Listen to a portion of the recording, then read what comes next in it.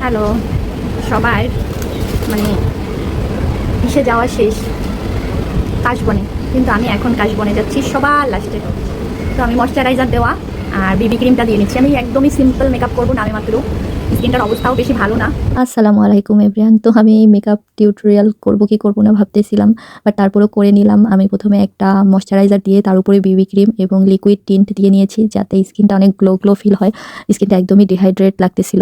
একটা foundation compact powder দিয়ে নিয়েছি।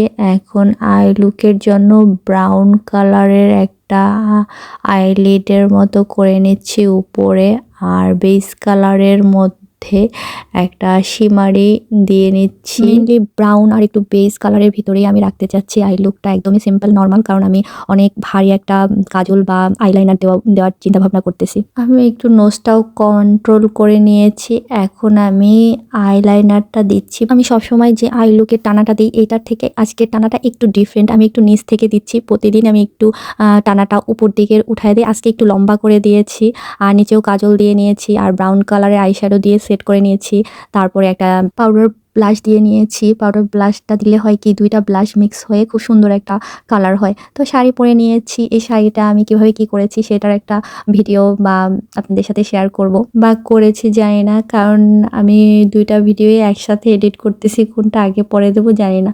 তো ব্রাউন কালারের একটা লিপ লাইনার দিয়ে একদম নুড কালারের একটা লিপস্টিক দিয়েছিলাম, বাট মাঝখানে একটা ভাইব্রেন্ট ম্যাজেন্টা দিতে গিয়ে সব মিক্স ম্যাচ হয়ে একটু ম্যাজেন্টা কেমন যেন হয়ে গেছে। তো আমি আজকে সিলভারের গহনা পরবো। আমার গলারটা কিন্তু গলারটা না, আমার গলারটা একটা পায়েল। আমি পায়েলটাই গলায় পরে নিয়েছি, কারণ আমার পায়েলটা খুব সুন্দর। আর কানে ছোট্ট একটা ঝুমকা, যেটা ঝুমকাই ছিল। হাতে কাচের চুড়ি পরেছি, আর দুটা ফিঙ্গার রিং পরেছি। ও মাস্কারাটা দেওয়া হয় না, মাস্কারাটাও দিয়ে নিয়েছি, যাতে চোখটা আরো সুন্দর ভাইব্রেন্ট লাগে। এখন একটু দোহরা দিয়ে নিচ্ছি, যাতে সুন্দর একটা ঘ্রাণ আসে। এটা হলো গিয়ে নর্মাল একটা সিম্পল পায়েল ছিল, আর আমার গলায় যেটা দেখতেছেন এটা ভারী একটা পায়েল ছিল। তারপরে হোয়াইট কালারের একটা ব্যাগ নিয়ে নিয়েছি। এই তো, ও লাস্টে একটা ব্ল্যাক কালারের টিপ। আমি একটা নোজপিন পরবো করে, বাট নোজপিন ভুলে গেছি, ওইটা আর পরা হয় না, বাট বের করে রাখছিলাম সিলভারের একটা নোজপিন।